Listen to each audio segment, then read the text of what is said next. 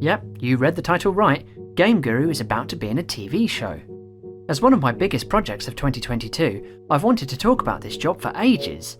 And now, with the show just days away from premiering, I'm proud that I can finally tell the unlikely story of how I got commissioned to put GameGuru in an actual television show.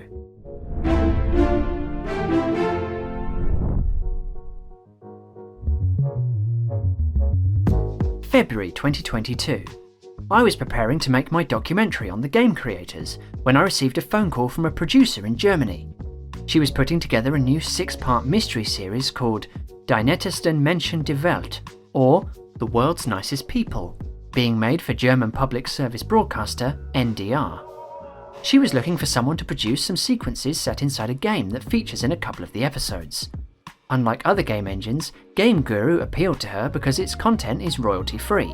She'd stumbled across my work on CineGuru and felt I had the right mix of knowledge in game creation and video production. There were 2 immediate problems though.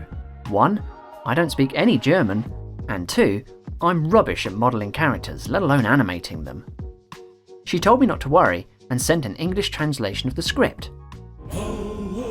It's set in a fictitious fantasy MMORPG called Amyrana, and follows a group of 4 characters as they take on the dreaded Orkwitch. The main character fantasizes about the game, meaning that while some of the scenes will be set in a GameGuru environment, the most complex scenes will be shot for real on location. I was excited to take on the project, but because I can't model characters, I started by providing pictures of every fantasy character, weapon, and accessory to be found in both GameGuru and FPS Creator. The idea being they could pick the character they liked the best and match their real-life costumes to them. I took notes from the director Alexander Adolf and the director of photography Jutta Pullman on how the game world should look, and busied myself making a logo, main menu, and loading screen for the game. I also developed a UI for the game in After Effects that could easily be animated over any in-game footage I needed to provide. By the end of March, it had become clear that the existing GameGuru and FPSC characters weren't going to work, and as I started to receive costume and prop designs, I realised the only way to match my GameGuru scenes with the real-life photography would be to model some new elements from scratch, and each character presented their own unique challenges. The character of Harvester began life as the male civilian from FPSC, but I disguised him by modelling armour plates, van braces, and not to mention this striking wolf-esque helmet, all based off of a handful of reference photos from the costume designer. To save time skinning and animating him, I used Adobe's free Mixamo tool to test adding some simple animations. The results were promising, but Harvester wields a chainsaw, and Mixamo, unsurprisingly, doesn't have chainsaw animations, so I then had to go in manually in frag motion and edit the animation keyframes to get Harvester to hold a chainsaw whilst idling, walking, running, fighting, and dying. But he was the first character I got into GameGuru.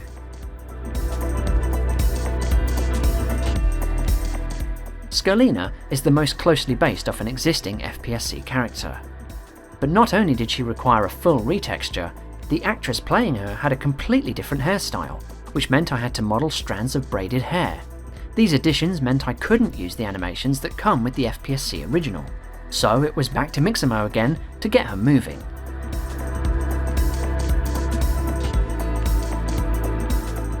I wouldn't have been able to complete this project without the help of prolific GameGuru content creator Lafette, who helped me create the Orkwitch. Unlike the other characters, her long black cloak didn't play well with Mixamo's automated animation tools. We tried several different solutions to get realistic looking cloth, and in the end had to settle for a simplified design that Mixamo could handle.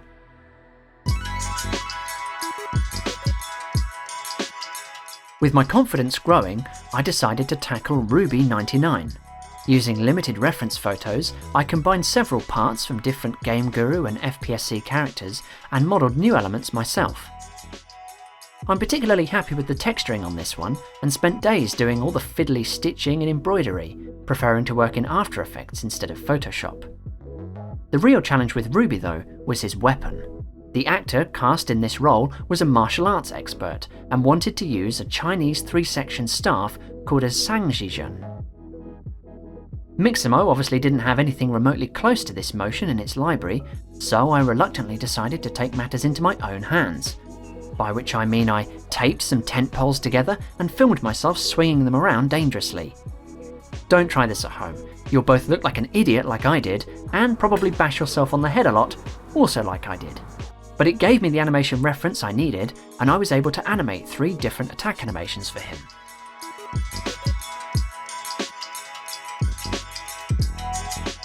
Lastly, I modelled the main character, Moto, using a similar method to Ruby, except this time I screen recorded the entire process. What was lost in translation at the time was that they didn't need me to provide any cinematic shots using GameGuru.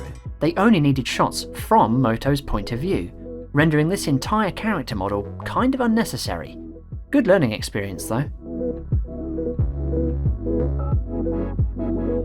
Back in GameGuru, I knew many of the shots needed would be from the main character's POV, so I needed to mimic the experience of playing a game. I called upon veteran GameGuru developer Cybernescence to help develop some Lua scripts to get these characters both following me and attacking other characters on their own. If they spot an enemy, they'll run to them and randomly do one of 3 attacks against them and deal actual damage. It's simple, but works well enough to be convincing for the few sequences I needed to create. With the real-life shoot drawing near, I turned my attention to the world of Amyrana itself. The production was given special permission to shoot in a national park an hour outside Hamburg. The park is notable for its dead and twisted trees, so naturally I had to source some of these for my own level from CG Trader and TurboSquid. The live-action shoot took place at the end of May, and I was soon provided with some initial footage to tweak my models and world to. Schädelspalter ist ein geupdatetes Sanjin-Gun aus dem neuen Waffenpaket. My footage from within GameGuru would be needed a few days later when filming the real-life Moto playing the game in his apartment. With the stage set and my actors moving, I provided shots for several scenes from Moto's perspective, adding sound effects where appropriate.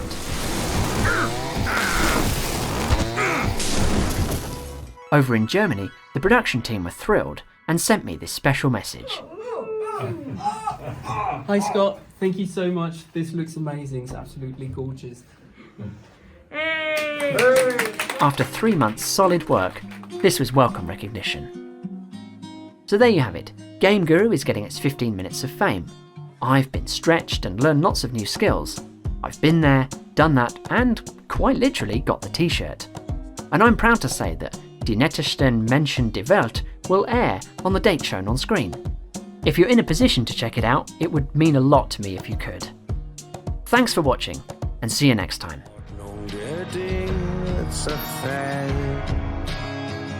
Ohne die nettesten Menschen der Welt.